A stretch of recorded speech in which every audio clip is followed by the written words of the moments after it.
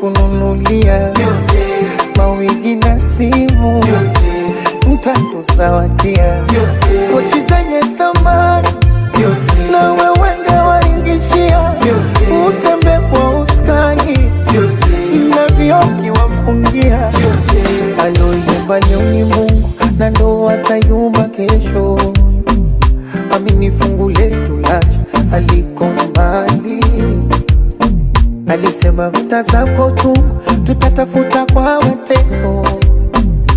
Baby